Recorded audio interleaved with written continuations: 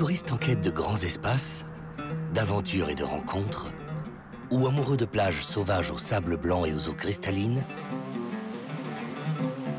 pour les passionnés d'oiseaux migrateurs ou les plus sportifs en quête de sensations des sports nautiques, il est une région du monde à ne pas manquer de découvrir.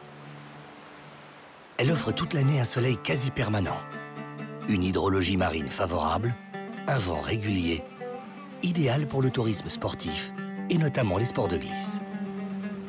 Bordée à l'ouest par plus de 600 km de côtes donnant sur l'océan Atlantique et frontalière à l'est et au sud avec la Mauritanie, c'est aussi la porte du Royaume du Maroc sur l'Afrique. Un totem symbolise cette destination, la péninsule du Rio de Oro sur laquelle est bâti Dakhla, chef-lieu de cette province. Éloignée encore des hauts lieux touristiques habituels du pays et se préservant du tourisme de masse, cette région offre un hébergement simple et respectueux de son environnement, même si des bungalows ont remplacé les tentes sahraouis qui accueillaient les premiers touristes. Donc il y a un forage d'eau qui alimente les bungalows et la partie restauration et tout ça. L'eau, elle est traitée directement pour pouvoir alimenter ces bungalows. Et puis derrière, effectivement, elle est recyclée pour être utilisée pour le jardinage. Comme on est dans un milieu désertique, on essaie de préserver au maximum le trésor local qui est en outre l'eau.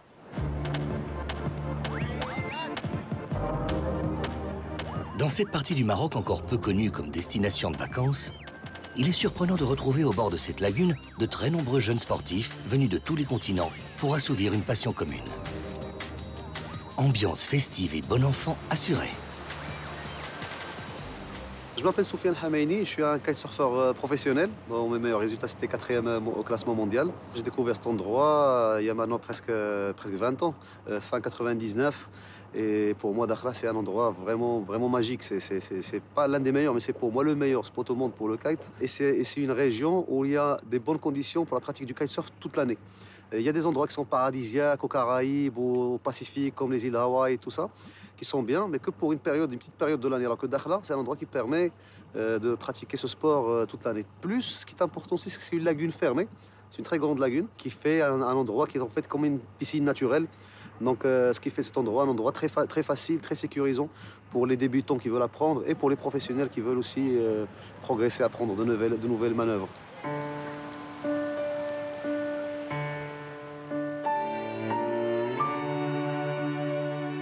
Cette lagune accueille chaque année une épreuve de la Coupe du Monde de kitesurf et les présélections pour les Jeux Olympiques de la jeunesse. Mais elle n'est pas réservée qu'aux kitesurfers. C'est une autre discipline, ça, ce qu'ils sont en train de faire maintenant. Ils sont tous avec des foils. Surtout la différence, c'est surtout les planches. En fait, c'est des planches qui vont au-dessus de l'eau, ça.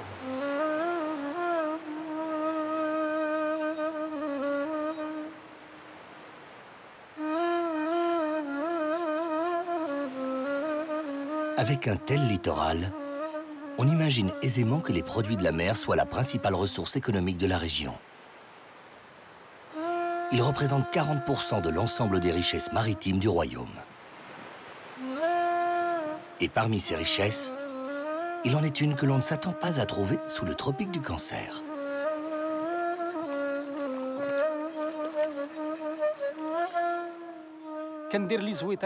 La baie de Dakhla est très riche en plancton et autres nutriments pour la nourriture des huîtres et les faire grossir. C'est ce qui m'a motivé à pratiquer mon métier ici à Dakhla. De plus, le climat de cette région et la chaleur de ses eaux est très propice pour le développement des huîtres. Leur croissance est rapide. La première fois, j'ai importé des naissins, des bébés huîtres venant de France. En les élevant sur place, nous les amenons jusqu'aux tailles souhaitées par les clients. Maintenant, vous pouvez donc aussi acheter ailleurs qu'en France. Vous pouvez acheter ici. Et là, on a ouvert un restaurant qui sert notamment des huîtres, que ce soit en tagine, grillées ou crues.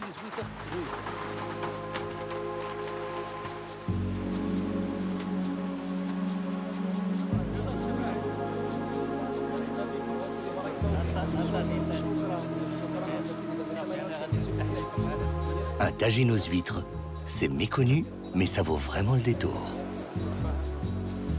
Décidément, cette région ne manque pas de surprises. Après un tel repas, il est temps de se détendre dans un lieu atypique. Un peu en retrait de la côte, au milieu de nulle part.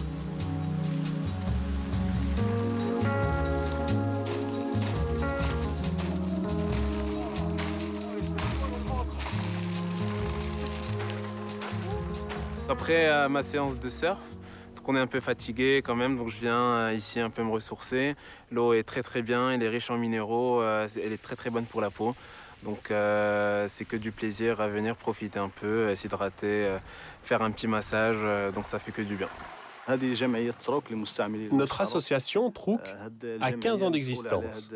Elle est responsable de la source thermale Aznaa, qui a une eau naturellement chaude et riche en soufre, connue pour ses vertus dermatologiques. Cette eau soigne beaucoup de maladies de la peau, comme par exemple l'eczéma ou les démangeaisons. Nous avons un projet de construction d'un centre thermal avec une piscine, de nouveaux emplacements avec des jets d'eau, pour bien traiter les visiteurs, qu'ils soient nationaux ou internationaux. C'était vraiment bien de ça, parce que l'eau, elle était vraiment chaude et à une pression hyper forte. Du coup, c'était très violent à avoir sur nous, mais c'était grave bien.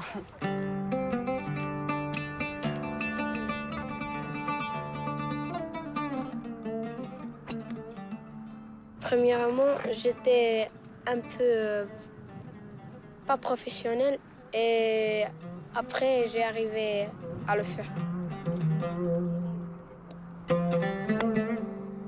Quand j'ai commencé, j'ai bien aimé au début, j'étais pas très forte, mais maintenant je me suis améliorée.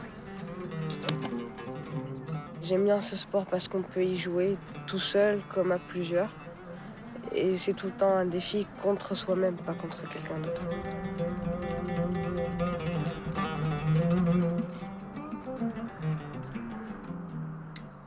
En ce qui concerne la différence entre un golf normal et le golf sur sable, c'est un petit peu le vent, parce qu'il faut tenir compte du vent sur le golf sur sable.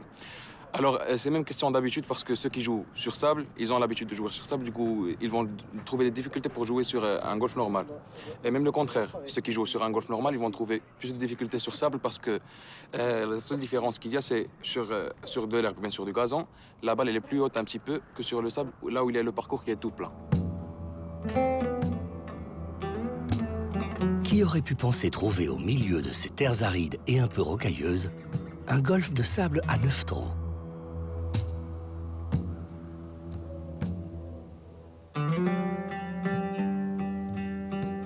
Au clubhouse, à l'heure du coucher du soleil, les crépitements d'une marmite sur le fourneau résonnent pour confectionner un des plats typiques de la région, le maro. Une sorte de couscous à base de riz broyé et non de semoule, accompagné de thé et du rituel avec lequel il est servi, symbole de l'hospitalité marocaine, tout comme la musique traditionnelle qui accompagne ce repas.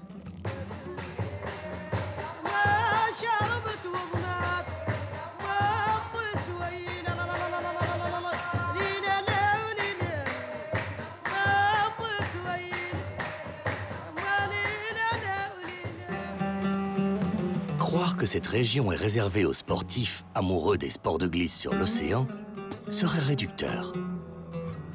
En effet, l'ambiance si particulière du désert où ne pousse qu'une rare végétation, nécessaire aux dromadaires et aux dernières gazelles d'Amamor qui vivent encore ici, attire des familles amoureuses de ces grands espaces. À une trentaine de kilomètres de la côte, à Imlili, une zone semi-humide apparaît.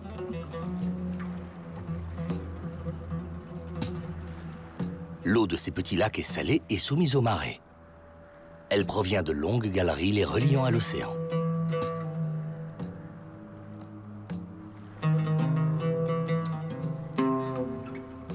On ne vient pas seulement ici pour le décor magique de lacs surgis au milieu du désert. On y vient pour certaines vertus des poissons qui peuplent leurs eaux. Ceux-ci ont des pouvoirs thérapeutiques. Ils se chargent de débarrasser vos pieds des peaux mortes dans un délicieux chatouillement. On y découvre aussi la vie des nomades, surveillant et abreuvant leurs troupeaux. quittons ces étendues arides pour revenir vers la côte à Porto Rico. Une grande plage de sable doré entourée de falaises, signe de l'érosion de cette région qui naguère était sous les eaux. Cette magnifique plage doit son nom à la colonisation espagnole. Elle est l'un des lieux où la famille royale passe ses vacances. Mais pas que la famille royale. Nous sommes un couple de retraités et nous venons au Maroc depuis 5-6 ans et Porto Rico fait partie d'un de nos préférés. Mon compagnon pêche du poisson, on va parler avec les pêcheurs. Et on fait la rencontre de gens sensationnels. Voilà, des leçons de vie tous les jours. Leçons de vie par les rencontres, mais aussi par la vue de ces paysages encore protégés d'un tourisme de masse.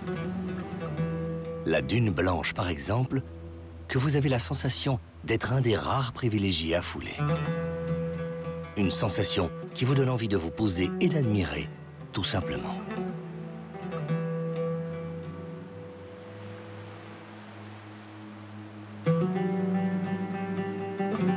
Le calme des lieux et des eaux peu profondes, pures et poissonneuses, attire encore de nombreux oiseaux migrateurs, dont des colonies de flamants roses.